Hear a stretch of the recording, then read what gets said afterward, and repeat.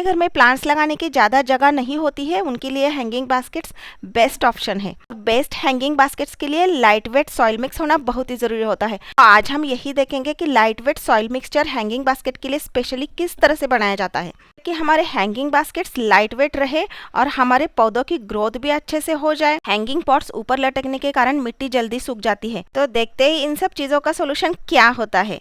तो चले, welcome to my channel creativity from fox city. अगर आपको मेरी वीडियोस अच्छी लगती है तो please like, share and subscribe. दिन पहले ही गार्डन के लिए अच्छी सी मिट्टी की खरीदारी हो चुकी थी। हैंगिंग पॉट के लिए best and light weight potting mix बनाने के लिए सबसे पहले हम लेंगे 40% गार्डन सॉइल, जिसे धूप दिखा के अच्छे से छान के रेडी किया है। उसके बाद 40% लेंगे हम ये राइस हस्क में मैंने चावल की पराली को भी काट काट के डाल के रखा है। इससे हमारे पॉटिंग मिक्स एकदम लाइट वेट रहेगा। इसके बाद मैंने ली है 10% गोबर की राख। आप लकड़ी की राख भी इस्तेमाल कर सकते हो। किसी भी प्लास्टिक की चीज या पेपर्स को जलाने के जो बाद इसमें राख बनती है तो वो राख आप इस्तेमाल ना करें तो अच्छा है, ये पौधों के लिए अच्छी नहीं होती। ये राख मैं इसलिए ले रही हूँ क्योंकि मिट्टी से ये ज्यादा लाइट वेट होती है। इसके इस्तेमाल से सर्दियों में फैलने वाले डिसीजेस और फंगस के चांसेस काफी मात्रा में कम होते हैं और ये आसानी से अवेलेबल भी होती है। जिनके यहाँ ये नहीं मिल पाती वो लोग गोबर के कंडे जलाकर इसे तैयार कर सकते हैं। राख एक फंगीसाइड होने के साथ साथ कैल्शियम का बहुत ही अच्छा स्रोत है। ये पौधों के लिए बहुत ही बढ़िया होता है।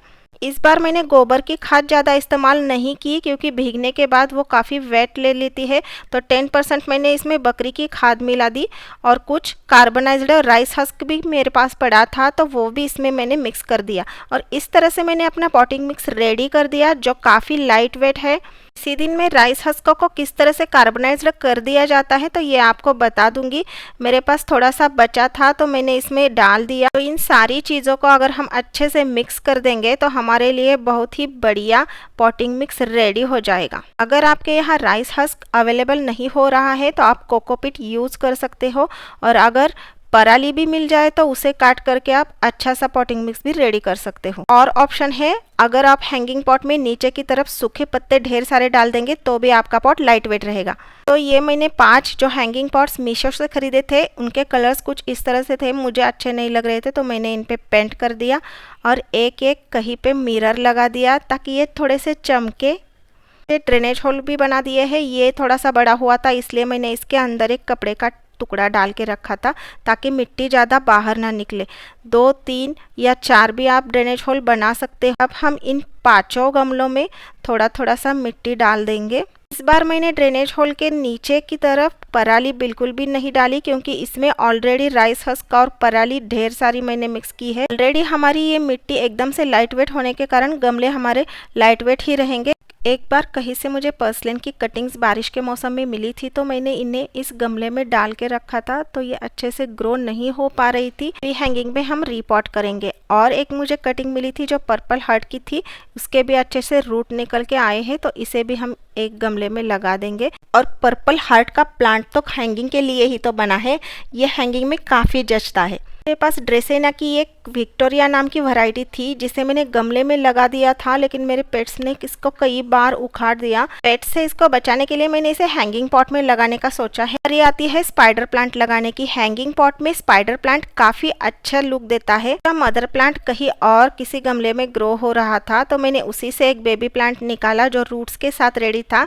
इसके पत्तों का रंग देखते हुए मैंने इसके लिए पर्पल रंग का हैंगिंग पॉट चुना है। पर्पल पॉट में जब हरे और सफेद रंग के पत्ते नीचे झुकेंगे तो दिखने में दूर से काफी अच्छा लगेगा। फरने के प्लांट की हालत कुछ इस तरह से थी, नीचे की तरफ रूट ही नजर नहीं आ रहे थे, ऊपर की तरफ इस गुच्छे की तरह।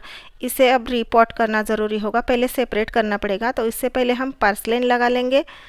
ये लगाना काफ़ी आसान होता है। टुकड़ों में भी आप काट कर अगर इसमें रख दें और ऊपर से मिट्टी डाल देंगे तब भी इसकी कटिंग आसानी से लग जाती है। बस इस मौसम में ये थोड़ा सा डोरमेंट में चला जाता है, इसलिए इसकी हालत ऐसी है। थोड़ी सी धूप मिलने के बाद इसमें अच्छे से फूल खिलने लगेंगे। पोर्तुलका की ही टाइप का रहता है। जिस तरह से पोर्तुलका की एक छोटी सी कटिंग से इतना बड़ा पौधा भी बन जाता है तो बिल्कुल उसी तरह से पर्सलेन का भी होता है। और जिस तरह से पोर्तुलका इस मौसम में डोरमेंट में चला जाता है, बिल्कुल उसी तरह से पर्सलेन भी अपनी नींद में चला जाता है। तो इनका रीपॉटिंग करना बहुत ही ज़रूरी होता है। रीपॉटिंग करने से इनकी नई ग्रोथ आपको देखने को मिलेगी और जैसे जैसी धूप खिलेगी ढेर सारे फूल देने के लिए आपका नया पौधा रेडी है। थोड़ी थोड़ी सी मिट्टी मैंने फिर से ऐड कर दी। इससे गमले में सारे सारे पौधे अच्छे से फिक्स हो जाएंगे। सारे ही पॉट्स को मैंने कुछ इस तरह से फील कर दिया है, पॉटिंग मिक्स थोड़ा थोड़ा ऐड करके गमले को फील कर दिया है। बस इतना ध्यान रखना है कि 1 या 1.5 इंच तक ऊपर गमला खाली रखे, जिससे मिट्टी पानी अच्छे से सोख कर पाएगी। बारी आती है मेरे फर्न प्लांट की। इसकी हालत देख के मुझे इतना टेंशन हो रहा था क्योंकि नीचे की रूट्स की ग्रोथ बिल्कुल भी नहीं थी। पत्ते ऊपर ही ऊपर ग्रो हो रहे थे और हरे भरे दिख रहे थे, लेकिन नीचे की हालत काफ़ी ख़राब हो चुकी थी। इसलिए मैंने सोचा इसे रीपॉट करना बहुत ही ज़रूरी है। आधा हिस्सा मैंने इसे हैंगिंग पॉट के लिए रखा, बाकी बचा आधा हिस्सा जहाँ से ये आया था उसी गमले में ये वापस रीपॉट हो जाएगा। इस तरह के रूट्स हेल्दी नज़र आ रहे थे, बस उसी को मैंने ले लिया है। थोड़ा सा उसे खाली कर दिया और सूखे हुए रूट्स और पत्ते इसके निकाल करके इसे थोड़ा सा फ्रेश बना के मैंने फिर से इसे हैंगिंग पॉट में लगा दिया। इसे लगाने के बाद अब बारी आती है पौधों में पानी डालने की। ये है मेरा किचन वेस्ट से बना हुआ लिक्विड फर्टिलाइज़र। ये मैंने 4-5 दिनों तक पानी में रख छोड़ा था, जिसमें फ्रूट, फलों के छिलके, प्याज, फूल, फल, काफ़ी सारे छिलके नज़र आ रहे हैं। कि आधे फर्टिलाइज़र में मैंने आधा पानी मिलाया है और ये पौधों के लिए देने के लिए रेडी हो गया है।